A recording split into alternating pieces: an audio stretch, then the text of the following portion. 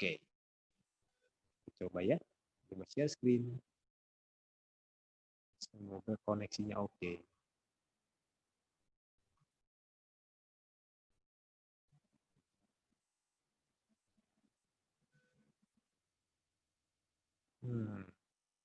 Komplek. Nah, sudah muncul, tapi di kalian belum muncul. Oke ya, sabar. Kalau nggak connect lagi,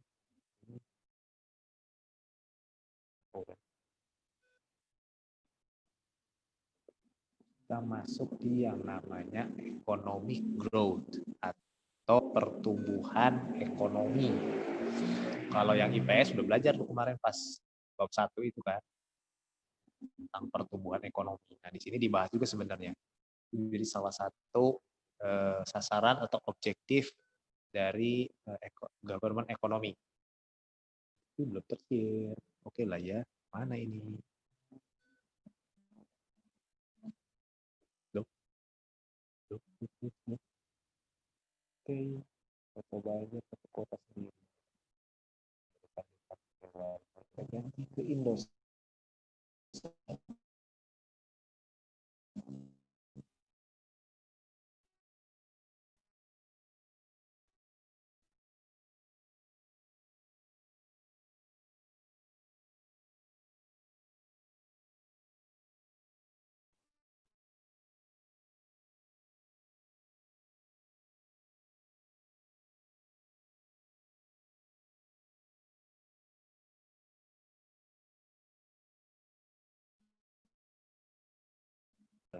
Oh ya, Indosat saja.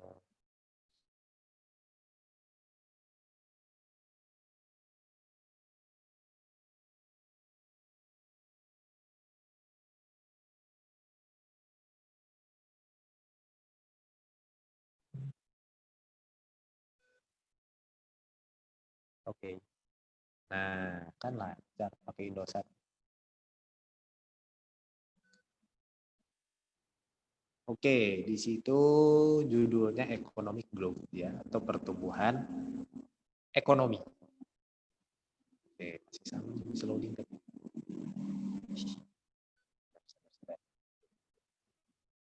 Nah, belum muncul. Nah, sip. Oke, di situ ada indikator yang namanya kita bicara growth atau pertumbuhan kan dari tadinya mungkin kalau kita bicara tanaman itu tadinya mungkin dia dari benih terus dia tiba-tiba jadi tunas bertumbuh lagi jadi pohon sampai tinggi lah ya sama kalau kita bicara economic growth atau pertumbuhan ekonomi juga seperti itu ya semua negara perekonomian sebuah negara itu pasti diawali dengan sesuatu yang kecil, nggak langsung tiba-tiba gede. Atau contohnya Amerika, Amerika dan Rusia pada masa itu yang menguasai dunia, dua kekuatan ekonomi. Kan nggak langsung tiba-tiba ini negara besar tuh, pasti dari mulai kecil dulu, bertumbuh, bertumbuh, bertumbuh, dan bertumbuh. Akhirnya menjadi negara yang besar. Kalau kita bicara negara, dari tadinya negara berkembang, terus berkembang jadi negara maju. Nah, kayak gitu. Dari dulu Cina tuh kalau kalian perhatikan dulu Cina sepertinya tidak ada menyangka sekarang Cina jadi perekonomiannya sangat bertumbuh kan. Terus apalagi ya yang bisa kita lihat dengan jelas Dubai. Dubai bisa kalian lihat mungkin 10 atau 20 tahun yang lalu itu masih padang gurun gitu semua. Ya, tapi sekarang lihat ya ekonominya bertumbuh, nah dibangun tuh udah jadi dari negara maju sekarang Dubai banyaklah negara-negara yang seperti itu. Nah sama kalau kita bicara negara kita juga Indonesia sama dari pertama kita mulai berdiri merdeka kan terus tuh bertumbuh tuh mulai melakukan kegiatan ekonomi bertumbuh sampai sekarang. Nah ini juga yang diharapkan namanya kita berharap ya pastikan sesuatu yang baik makanya dalam perekonomian pun sama ya semua negara pun sama mengharapkan perekonomiannya itu bertumbuh. Kita lihat dulu. Nah, kalau kita bicara atau bicara tentang yang namanya economic growth, nah ini tidak lepas dari yang namanya gross domestic product atau GDP, atau bahasa Indonesia itu PDB. Nah, ini sama. Nah, ini apa nih? Nah, sebenarnya ini salah satu indikator utama sebuah pertumbuhan ekonomi, ya. Kalau yang IPS kan udah dibahas nih, lebih detail lah, cara ngitungnya GDP, terus sektor-sektor apa aja yang dihitung. Nah, kalau di bisnis studies ini saya hanya menjelaskan singkat saja, inti utamanya saja. Ya, kalau IPS kan memang harus memang belajar, ada topik materinya lebih detail. Kalau di business studies ini untuk yang IPA terutama ya yang penting kalian mengetahui ya tentang seputaran bisnis, ekonomi dan sebagainya. Nah, kalau kita bicara perekonomian yang bertumbuh atau economic growth, ya inilah ada yang namanya gross domestic product atau GDP. Ya, GDP is kalau kalian bisa baca di situ is the monetary value in local currency of all final economic goods and service produced within a country during a specific period of time. Ya. Jadi kalau kita bicara GDP, simpelnya adalah itu kayak sebuah total value of output good and services in a country. Nah, a specific period of time-nya ini biasanya ini per tahun. Jadi pengertian secara mudahnya gini. GDP ini menghitung seberapa besar produksi barang dan jasa dari sebuah negara tersebut dalam 1 tahun. Nah, produksinya ini banyak faktor tuh, banyak sektor sebenarnya, banyak sektor. Kalau di IPS udah banyak banget sektor, ada sektor pertanian, sektor pertambangan, dan sektor-sektor yang lain banyak tuh. Ada 9 sektor kalau di Indonesia yang dihitung. Ya, produksi yang dihitung tuh banyak sekali. Ya, tapi intinya bagaimana sebuah negara itu menghasilkan atau memproduksi barang dan jasa selama 1 tahun. Kenapa ini jadi satu patokan sebuah pertumbuhan ekonomi? Karena logikanya gini, semakin banyak barang yang diproduksi di dalam negeri, ya, di suatu negara, semakin banyak barang yang diproduksi, semakin banyak kesempatan untuk dikonsumsi dan semakin banyak kesempatan untuk diekspor atau dijual ke negara lain. Ya, kalau misalkan kita jual banyak, semakin simpelnya lagi kalau kita bicara dagang, kalau kita jual banyak, kan kita dapat banyak tuh. Kita jual barangnya banyak, berarti penghasilan kita banyak. Nah, sama. Negara pun sama seperti itu. Ya. Kalau di sini, it is the broadest financial measurement of a national total economic activity. Jadi ya itu seluruh nasional. Ya. The total good and service brought by customer encompasses all private expenditures, government spending, investment, and export, but exclude import that take place within a design country. Jadi sebenarnya yang dihitung itu, kalau yang IPS sudah tahu tuh kemarin, jadi ada konsumsi rumah tangga, konsumsi produksi produsen, terus ada pemerintah, di situ ada ekspor dan impor. Nah, itu yang dihitung ya dari semua produksi barang dan jasa yang ada, yaitu itu dari produsen, dari konsumen, semua dihitung. Banyak berarti, sebenarnya banyak banget ya. Nah, jadi sebetulnya ketika kan ini indikatornya nanti dihitung nih, ada hitungannya nih. Kalau dihitung ternyata tiap tahun nih, atau bukan tiap tahun, kita bandingkan tahun sekarang kan tahun 2020, kita bandingkan dengan tahun sebelumnya. Nah, kalau misalkan ada perubahan atau kenaikan, nah berarti itu bertumbuh dong. Karena tadinya misalkan tahun lalu 10%, sekarang tahun ini dihitung naik menjadi 12%. Nah, berarti kan bertumbuh kan. Nah, tapi kalau misalkan ternyata di tahun ini, tahun lalu 10%, tahun ini setelah dihitung 8%, berarti tidak terjadi pertumbuhan. Ya, bukan pertumbuhan namanya. Nah, yang diharapkan itu setiap negara dihitung tiap tahun tuh naik terus. Nah, tapi kan itu yang diharapkan. Pada kenyataannya ya nggak seperti itu, semua negara juga sama, ya. Nah, jadi ketika yang tadi saya bilang ini nih, si GDP-nya ini naik terus, ya. Ini dalam US dollar tahun dari mungkin 2010 bla bla bla sampai sekarang. Ini kan yang diharapkan nih. Ini yang diharapkan, artinya naik nih, grafiknya itu naik. Walaupun mungkin pada digambar kalian bisa lihat tidak ada yang turun-turunnya juga kan sebenarnya kan. Nah, tapi kalau dilihat dari secara keseluruhan, ya ini udah naik nih grafiknya. Ya, bertumbuh nih berarti. Ya logikanya tadinya pohonnya kecil, sekarang udah tinggi nih. Nah, ini ya, mungkin ibaratnya tadinya pohonnya segini kecil nih, berapa nih? Nah, sekarang udah tinggi segini dalam beberapa tahun. Nah, kalau GDP-nya bertumbuh, artinya bertambah, nilainya naik tiap tahunnya. Ini nih,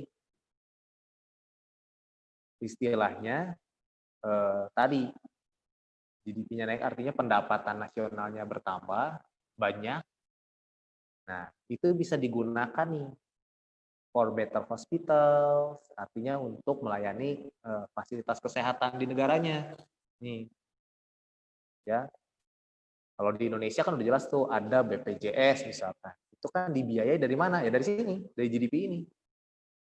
Ya. Terus pembiayaan untuk rumah sakit umum, rumah sakit pemerintah nih. Contoh sekarang ada COVID-19. Kan ada rumah sakit pemerintah yang memang khusus menangani itu. Nah, itu uangnya dari mana? Ya dari sini, dari GDP ini. Ya. Dari sisi fasilitas kesehatan itu menjadi lebih baik, ya. Lalu pemerintah juga nih salah satunya dengan adanya GDP ini bisa membangun banyak rumah, ya. Banyak orang-orang yang kemarin kita bicarakan unemployment, terus ada homeless, artinya sudah miskin, nggak punya rumah, nggak punya tempat tinggal. Nah, pemerintah harus menyediakan. Memang bukan rumah yang bagus, bukan rumah yang gedong gitu, rumah yang memang mewah kayak misalkan pemerintah menyiapkan rumah kayak di Villa Citra, enggak. Yang penting ada tuh rumah bersubsidi lah istilahnya.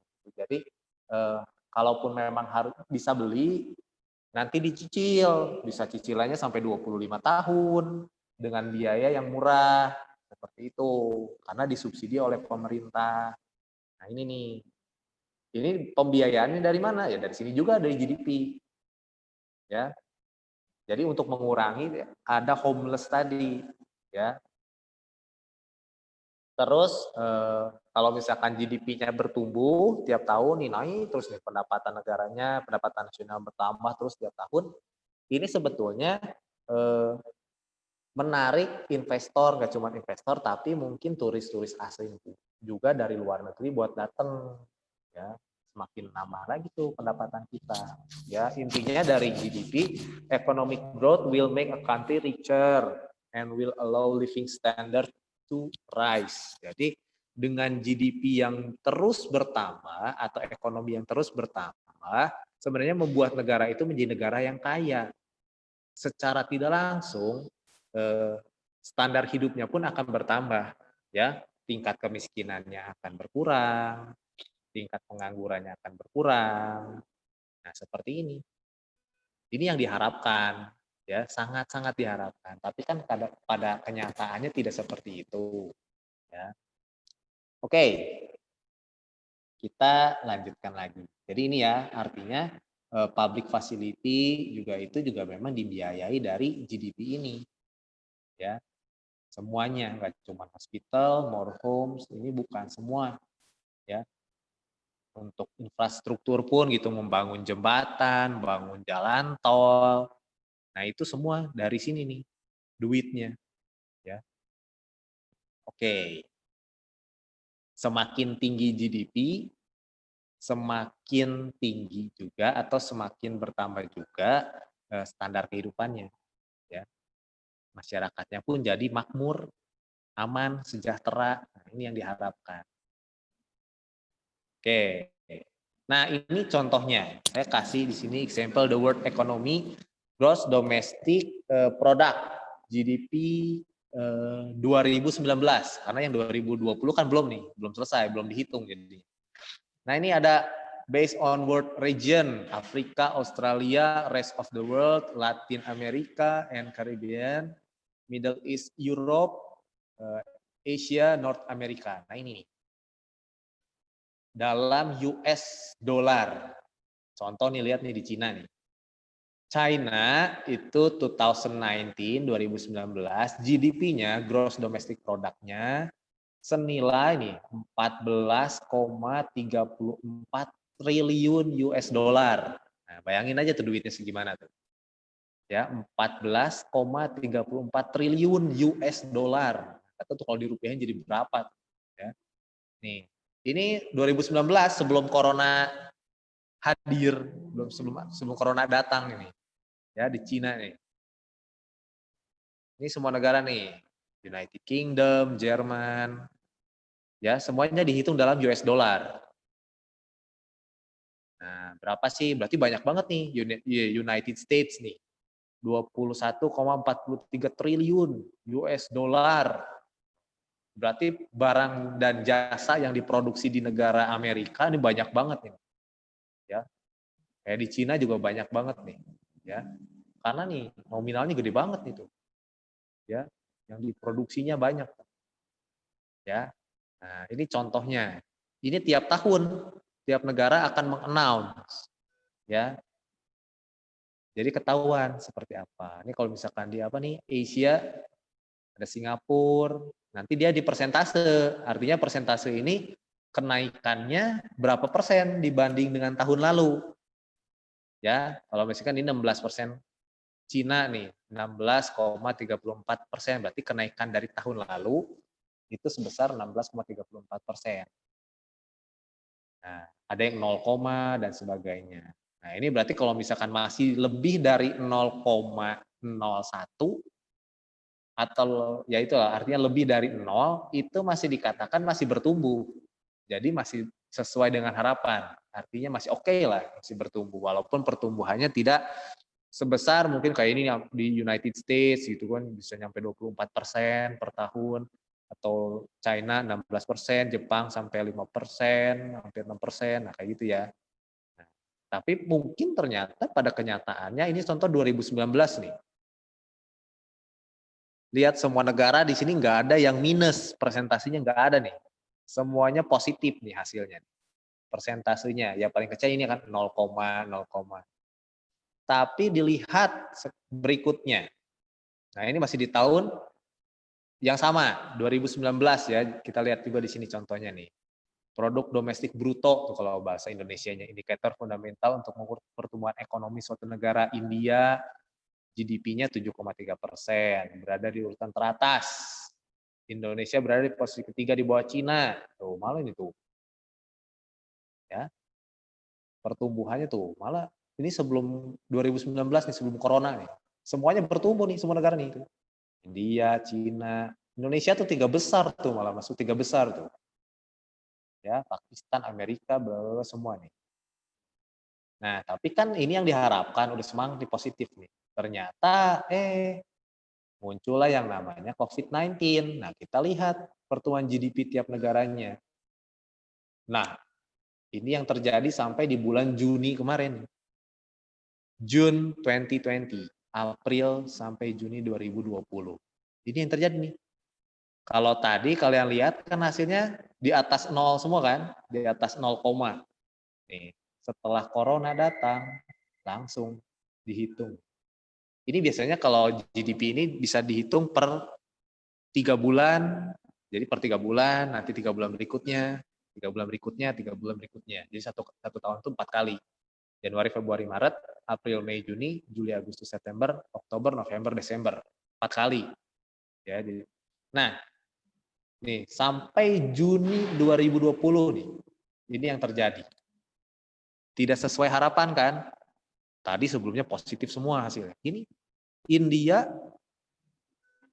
di tahun lalu sebelum corona positif dia 7,3. Sekarang sampai Juni 2020 pertumbuhan ekonominya nih minus 23,9. United Kingdom, Inggris nih, minus 21,7. Prancis minus 18, Itali minus, Kanada minus juga, Jerman, Jepang, United States, kecuali Cina. Cina ini 3,2 dibandingkan dengan sebelumnya berapa dia? Aku nggak mau. Sebelumnya yang pertama tadi, nah ini nih. Cina ini 16,34. Tapi setelah corona sampai Juni 2020 nih, jadi 3,2. Berarti turun berapa persen tuh? Sebenarnya masih turun juga tuh. Karena kalau dibandingin tahun lalu 16%, sekarang cuma 3%. Masih oke lah, masih. Tapi kan sebenarnya itu berkurang. Nah ini yang terjadi sekarang. Termasuk Indonesia kemarin sudah mencapai hampir minus 4 gitu ya, Indonesia. Ini pada kenyataannya kan kayak gini, ya bisa terjadi karena faktor lain. Contohnya inilah shrunk by the pandemic. Jadi sekarang ya hampir semua negara yang mengalami hal yang sama, ya karena harus dibatasi economic activities-nya, social activities-nya harus dibatasi juga. Akhirnya yang mengurangi tadi jumlah produksi barang dan jasa dalam sebuah negara tersebut, ya. Nah ini yang terjadi. Jadi pasti tiap tahun itu akan naik turun.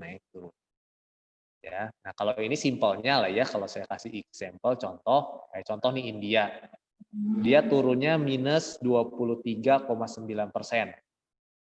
Anggaplah tahun lalu 100 lah ya, anggaplah 100 ribu US dollar, misalkan tahun sebelumnya 100.000 US dollar. Berarti di tahun ini dia minus 23%, berarti cuma dapat 76,1%. Nah itu berkurang tuh minus. Ya, bukan berkurang, lebih minus lagi, berarti dia tahun ini nggak nyampe minus 23, berarti minus 23.900 dari 100.000, ya. Nah ini, nah makanya tadi kan saya bilang pasti tiap tahun itu bakal naik, bakal turun, yang namanya GDP itu jadi akan terus seperti itu. Memang yang diharapkan expectation-nya adalah terus bertumbuh kan, economic growth, jadi ya terus naik. Nah, tapi pada kenyataannya, ya ini pada kenyataannya banyak hal-hal yang mengakibatkan GDP tersebut atau gross domestic product-nya tersebut bisa naik, bisa turun, ya. Nah, kalau di situ juga ada tuh the total value of a country output over the course of the year tiap tahun. Nah, jadi kadang naik, kadang. Nah, ini kalau diperhatikan, ini jadi sebuah satu siklus, ya, naik, turun, naik, turun, naik, turun. Jadi kalau kita bicara cycle atau siklus, sebenarnya itu akan berulang. Tadinya di bawah, bisa jadi ke atas. Di atas bisa balik ke bawah nggak? Bisa. Dari atas ke bawah lagi, dari bawah ke atas lagi, terus kayak begitu. Ya, makanya kenapa disebut roda perekonomian ya, karena roda itu berputar. Bisa dari atas turun naik ke bawah naik lagi ke atas, turun naik ke bawah, terus kayak begitu tuh muter tuh. Nah, tapi kan pemerintah harus government harus mengambil tindakan, ya, mengambil tindakan yang tepat ketika yang tadi apakah saat ini turun atau pas naik, atau turun atau naik. Ya. Nah kita lihat makanya di situ akan disebut ada namanya itu business cycle. Ya, the business cycle sometimes known as a trade cycle atau disebut juga trade cycle. Ya, ada 4 main stages. Jadi ada 4 tingkatan atau 4 tingkat. Ya, ini ada di diagramnya ada nih. Jadi dari GDP-nya kan, GDP ini waktunya nih tiap tahunnya nih dilihat ya. Ini kayak sebuah apa ya, rata-ratanya lah ya, yang diharapkannya lah ya. Kan ada sebuah negara kan pasti ada targetnya nih tiap tahun tuh berapa ya pertumbuhan ekonominya, ada berapa nih kita tahun depan mau berapa target perekonomiannya, mau berapa nih target pertumbuhan ekonominya. Nah ini anggapnya sebuah target. Yang garis hijau ini adalah targetnya. Ya. Ini GDP. Nah, ada di sini, kalau kalian perhatikan di sini, kan anggaplah ada sisi yang mungkin berapa tahun naik nih. Nah, ini disebut growth kan. Nah, kita bertumbuh, ekonomi growth. Berarti di sini saya kasih tulisan sini growth atau bertumbuh.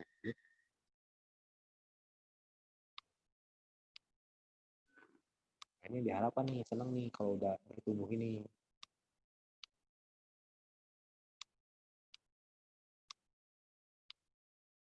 Sip, apa kebaca lah ya. Nah, bertumbuh dia. Jadi ketika GDP-nya bertumbuh nih, GDP-nya ini nih naik kan? Naik nih dari tadi ke sini dia naik nih. Trennya positif, bahasa lagi ekonomi itu, naiknya dia. Kan ke atas ya, grafiknya kan. Nah, ini yang terjadi kalau masa seperti ini, di masa-masa seperti ini berarti di sini. Terus ini lagi nih. Sini, hati kan? Ini yang terjadi dalam sebuah negara adalah penganggurannya berkurang. Ya, kenapa pengangguran berkurang? Ya karena semua orang hampir semuanya bekerja, menghasilkan sesuatu, menghasilkan barang, menghasilkan jasa, punya penghasilan, punya uang. Ya, kalau kita bicara lebih jauh lagi, pendapatan nasional dapat dari mana? Dari pajak yang dibayar. Nanti yuk kita belajar pajak. Pajak yang dibayar orang kerja, semakin banyak orang yang kerja, semakin banyak orang bekerja yang bayar pajak. Pajaknya makin bertambah, penghasilannya nambah, GDP-nya nambah lagi. Itu yang terjadi, ya. Jadi di sini semua negara pada masa ini dalam kondisi seperti ini dia enjoy lah ya, enjoy higher living standard. Jadi standar hidupnya juga sudah bertumbuh tuh, ya. Istilahnya barang dan jasanya banyak, harganya murah, pendapatannya tinggi. Ini yang terjadi, ya. Terus dalam sisi bisnis pun enak di sini, ya. Bisnis akan berjalan dengan lancar, ya. Bisa buka cabang, nanti bisa buka mungkin jadi kita coba buka di negara lain atau pakai international trade dan sebagainya, atau menjadi multinational company seperti yang kita belajar itu. Ini enak nih. Tapi ternyata ini kan diharapin tadi seperti tiba-tiba sebelum terjadi pandemi COVID-19 ini kan hampir semua negara bertumbuh, naik nih trennya ke atas, GDP-nya oke, Indonesia pun termasuk di dalam. Terjadi ternyata ada yang namanya itu cycle berikutnya itu disebut boom. Jadi yang pertama growth, yang kedua boom. Saya ganti dulu pointernya biar nggak sama.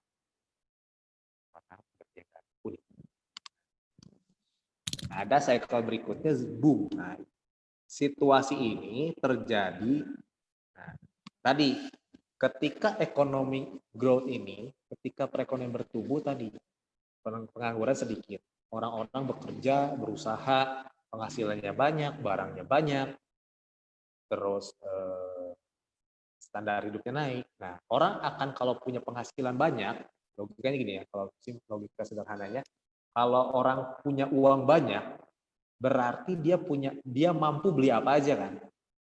Entah itu kebutuhan dia atau itu keperluan dia, keinginan dan kebutuhan dia.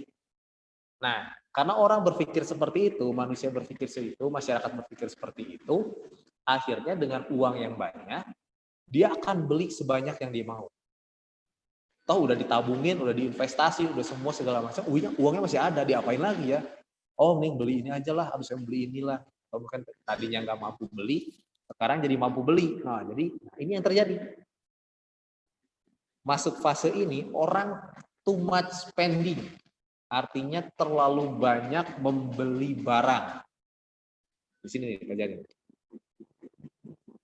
Nah, ternyata bagi sebuah perekonomian, kalau masyarakatnya udah terlalu konsumtif, artinya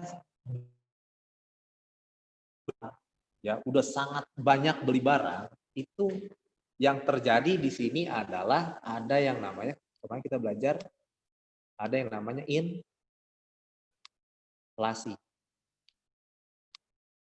Inflasi. Nah, di sini ketemu inflasi. Nggak bisa. Inflasi.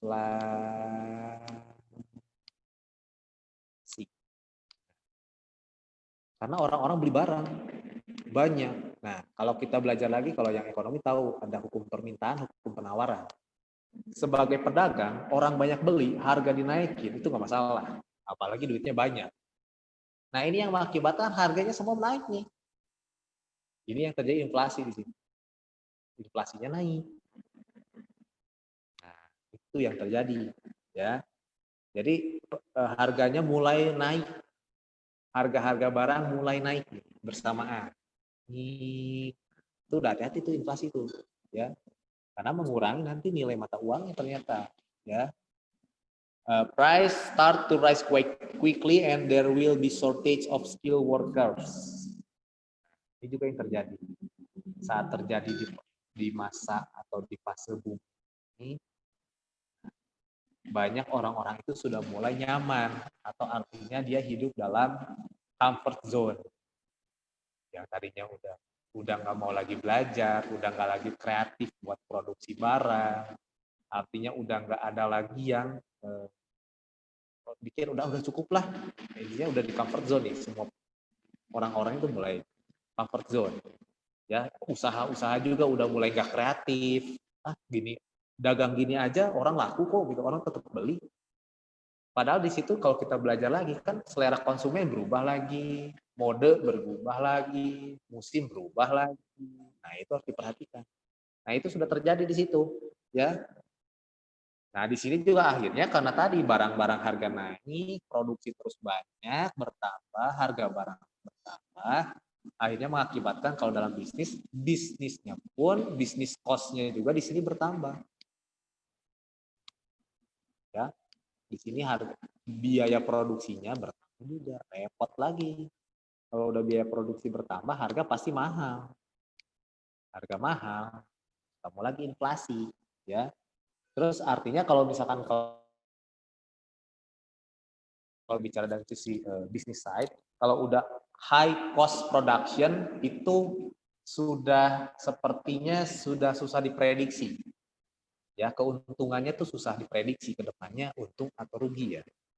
Nggak yakin lah usahanya ini akan sustainable atau tidak. Nah, di sini yang terjadi. Nah, pemerintah harus hati-hati di sini. Kalau udah mulai sini kan mulai bagaimana cara mengatasi inflasi dan tadi produksi, ya, biaya produksi yang tinggi. Nah, pemerintah akan lakukan hal yang sama di sini, ya, supaya inflasinya tidak tinggi, nggak terus bertambah terus nih. Karena ternyata jelek juga seperti ini, tidak baik juga.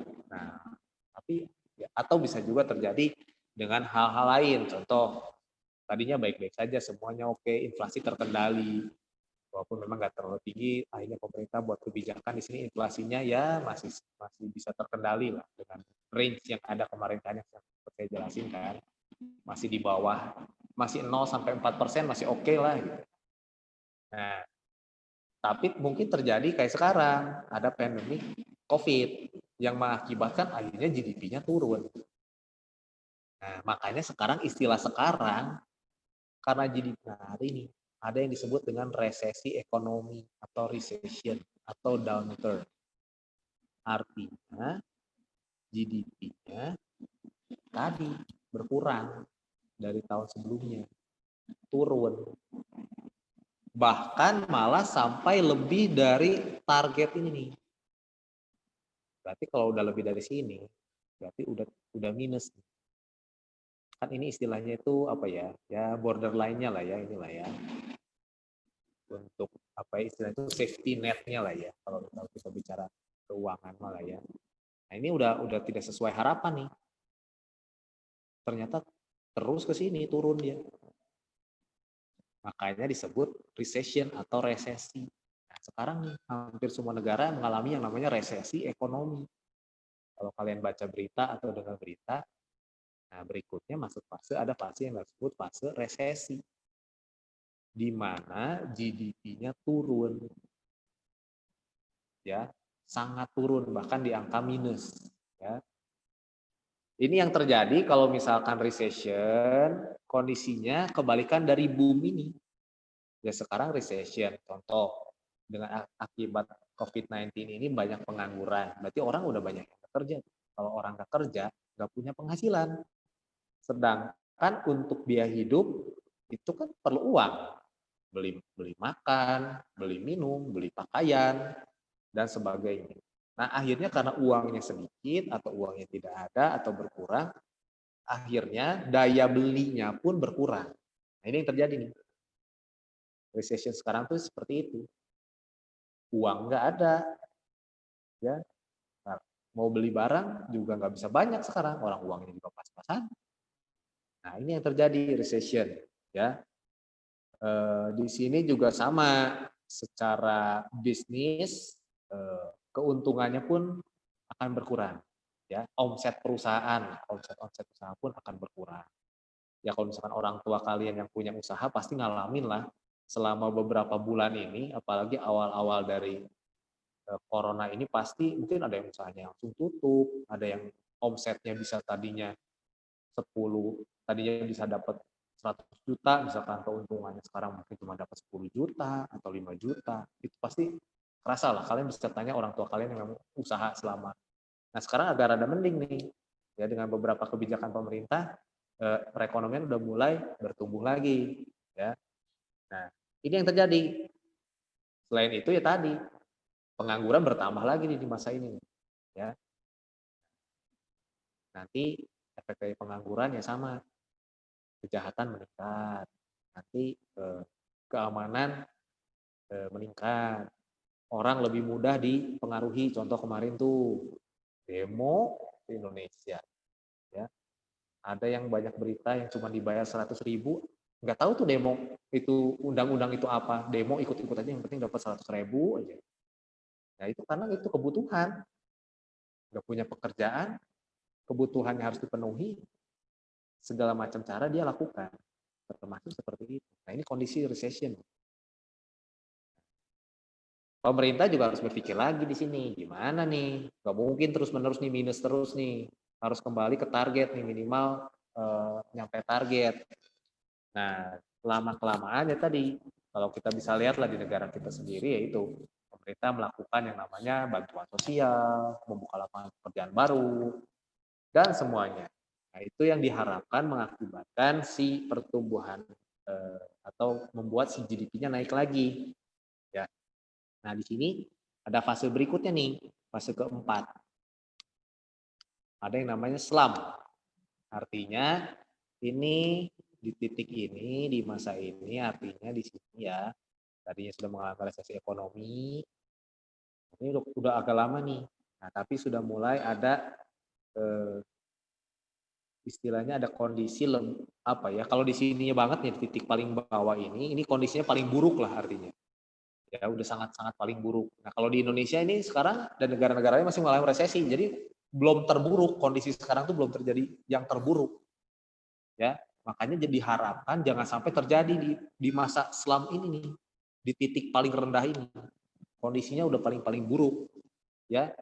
Sekarang kalau di situ terjadi nanti adalah seperti di Venezuela, harga mahal, nggak bisa beli, orang menganggur, nggak punya pekerjaan, bisnis semua tutup, usaha nggak bisa.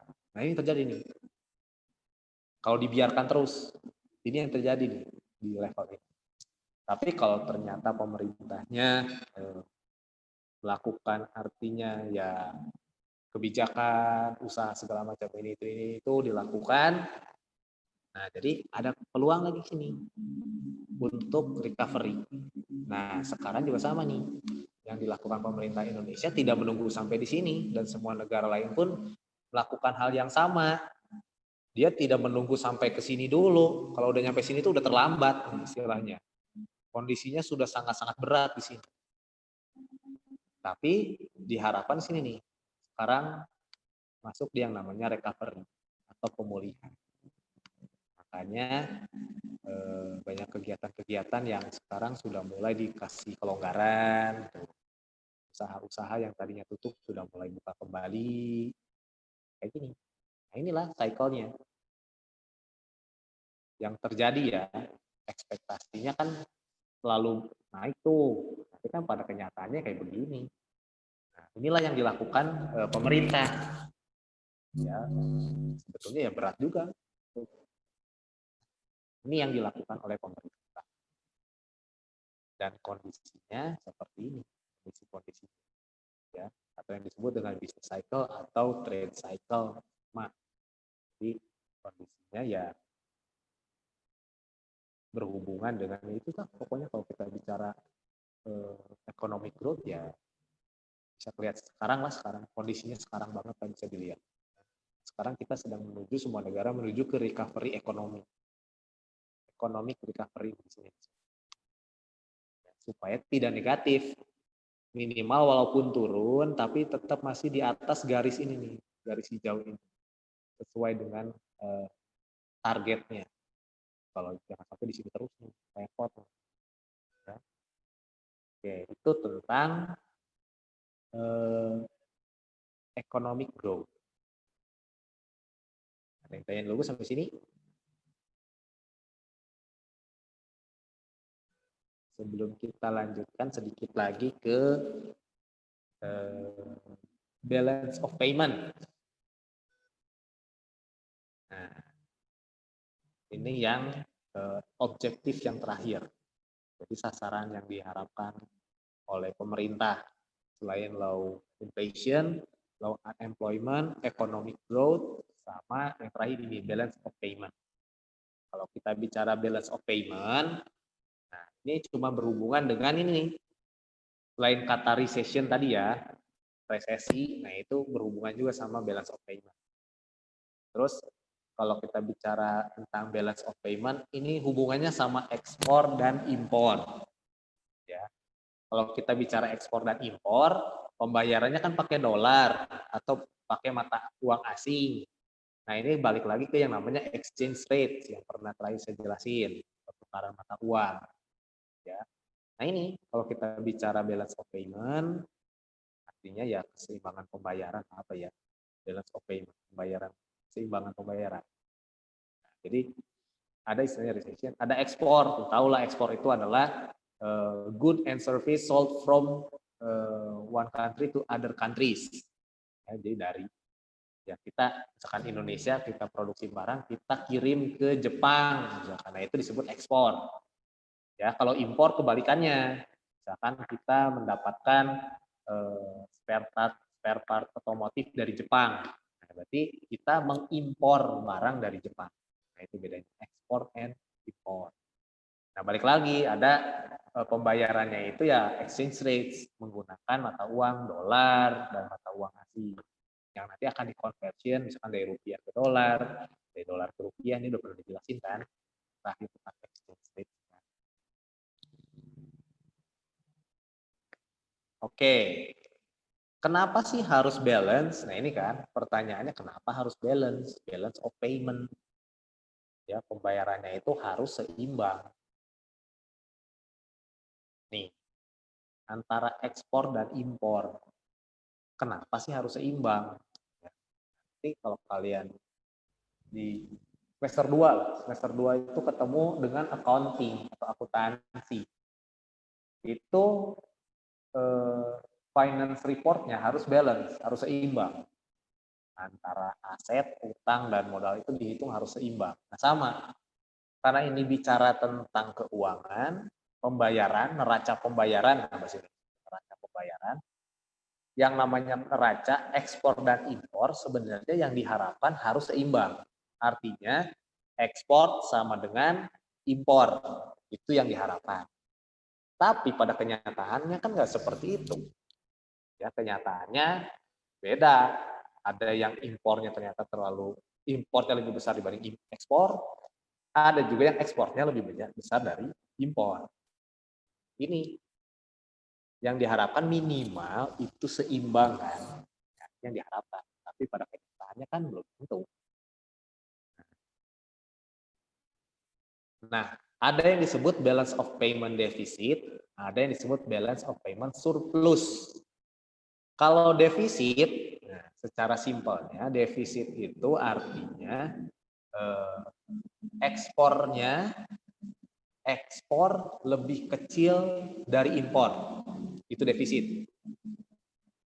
Disebut defisit. Jadi ekspor itu lebih kecil dari impor. Ini disebut defisit. Ekspornya lebih kecil dari impor. Nilainya ya. Berarti dalam suatu negara itu banyak impornya, banyak datangin barang dari negara lain. Nah, kalau surplus kebalikannya, berarti ekspor sebuah negara lebih besar dibanding impor. Karena ternyata kalau nyampe berharap sampai sama dengan atau balance, itu nggak ada. Ini yang terjadi cuma dua hal ini, defisit atau surplus. Nah, yang diharapkan ini nih, yang surplus ini. Makanya Indonesia kan selalu mengingatkan nih, entah itu Menteri Keuangan, Presiden, gunakan produk dalam negeri, jangan impor terus. Produksi sendiri, masker kemarin kurang, kenapa harus impor dari Cina? Kenapa harus impor dari negara lain? Kita bisa memproduksi sendiri. Ya, malah bisa diimpor. Bisa diekspor. Contohnya kayak kemarin tuh di Jawa Barat, mengekspor kopi. Nah, itu yang diharapkan tuh kita bisa jual banyak ke negara lain, kita bisa kirim banyak ke negara lain supaya surplus, artinya ekspornya itu lebih besar dibanding impor. Nah, sebagai penutup terakhir di sini kalau kita lihat balance of payment deficit, artinya tadi ekspor tuh lebih kecil dibanding impor, ya. Nah, ini yang terjadi adalah yang tadi, the country imports more goods, services, and capital than it export. Jadi, sebuah negara itu barang, jasa, dan modalnya itu banyak dari negara lain. Artinya banyak ini kita banyak beli barang dari luar dan kita harus bayar, ya. Kita harus bayar. Nanti rumus sama exchange rate lagi. It must borrow from other countries to pay for its imports. Nah, mesti pinjam lagi tuh uang buat bayar lagi. Jadi lebih sulit lah kalau defisit itu ekspornya itu lebih kecil. Karena kita impor itu kita beli. Semakin banyak kita beli, semakin banyak biaya yang kita keluarkan. Makin banyak uang yang kita keluarkan. Tapi kalau ekspornya tinggi, kita jual banyak, kita dapat uang banyak. Ya, simpelnya kayak begitu. In the short term, this fuels economic growth. In the long term, it will have to go into debt to pay for consumption. Itu yang terjadi lah pokoknya. Yang diharapkan itu jangan sampai defisit, tapi harus surplus. Ya. Kalau surplus, the country export more than it import. Nah, country provide enough capital to pay for all domestic production. Nggak usah pinjam dari negara lain, nggak usah pinjam dari Bank Dunia, nggak usah pinjam, karena kita punya dananya, punya duitnya, modalnya punya, nggak usah pinjam, jadi nggak punya utang kita, ya. A surplus boost economic growth in the short term, secara tidak langsung itu menaikkan pertumbuhan ekonomi itu. Ekspor kita banyak, bertumbuh ekonomi kita yang tadi saya bilang, ya. In the long run, it becomes too dependent on export-driven growth. Artinya, semakin lama, dalam jangka waktu yang lama, dalam periode yang lama, ini bagus. Artinya, kita bisa memenuhi keperluan dan kebutuhan dalam negeri sendiri, tanpa harus ambil dari negara lain. Nah, ini yang terjadi. Yang diharapkan ini surplus. Jangan sampai defisit. Itu tentang balance of payment. Ya paling simpelnya kalau yang namanya balance of payment ya itulah pokoknya kayak istilahnya itu ekspor dan impor, berhubungan dengan ekspor dan impor. Tapi yang diharapkan dari semua negara adalah ekspornya lebih besar daripada impor. Secara logika ya kayak gitu, secara logika sederhana, kita jual banyak barang dan jasa, kita dapat uang banyak kan? Semakin banyak orang beli barang kita, semakin dapat duit kita. Tapi kalau kita impor, artinya kita beli sama orang lain. Berarti kita bisa jadi punya utang sama orang lain, bisa juga mungkin kita beli akhirnya pengeluaran kita banyak. Nah, itu yang diharapkan. Nah, jadi ada 4 government economics objectives. Yang pertama, about inflation, low inflation. Yang kedua tentang unemployment, yaitu low unemployment atau tingkat pengangguran yang rendah. Economic growth yang ketiga atau pertumbuhan ekonomi, dan yang keempat adalah balance of payment. Artinya ini berhubungan dengan ekspor dan impor. Kalau ekspornya lebih besar dibanding impor, berarti disebut surplus. Ya, kalau ekspornya lebih kecil dibanding impor, itu namanya defisit. Yang diharapkan semua negara itu adalah surplus. Ya, jadi seperti itu. Dalam penerapan ekonomi sehari-hari, ya lebih istilahnya kalau defisit itu lebih besar pasak daripada tiang, lebih besar banyak pengeluaran dibanding pendapatan. Kalau surplus, pendapatan kita lebih besar dibandingkan biaya yang kita keluarkan. Itu ini yang disebut dengan government economic objective, sasaran dari pemerintah. Ya, pemerintah punya sasaran 4 ini yang utama. Ya, di samping 4 ini banyak sih sebenarnya, tapi yang utama cuma 4 ini yang harus dihadapi semua negara. Dan itu tidak mudah. Ya, contoh misalkan kayak orang Indonesia nih, sebenarnya kan beli barang-barang branded punya orang lain nih, barang-barang luar. Sebenarnya itu harus diedukasi sekarang. Produk-produk dalam negeri itu ternyata lebih bagus loh. Ada juga produk dalam negeri yang oke. Gitu.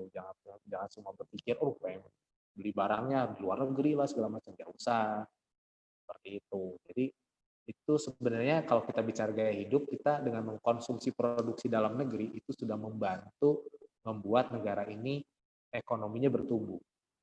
Itu dengan kita buka usaha, maupun usaha kecil-kecilan, jualan online lah, jualan kecil-kecilan, sebenarnya itu sudah membantu negara kita untuk mencapai salah satu sasarannya, yaitu pertumbuhan ekonomi. Apalagi kalau kita punya usaha, kita kembangkan, itu bisa mengurangi pengangguran, ya orang-orang bisa kita rekrut untuk bekerja. Semakin bertumbuh lagi, ya kita bisa lakukan ekspor. Oke, pas 145. Cukup hari ini untuk topik government economic objective. Nanti berikutnya kita continue di next meeting saja. Oke, ada pertanyaan dulu? Enggak, Pak. Sudah ya, sudah jelas. Jadi hari ini terima kasih. Di jam terakhir, seperti biasa saya belum kasih tugas. Jadi nanti PowerPoint-nya saya share juga, sama materinya saya share juga, biar kalian bisa baca-baca. Kita ketemu lagi berarti minggu depan ya. Iya, makasih Pak.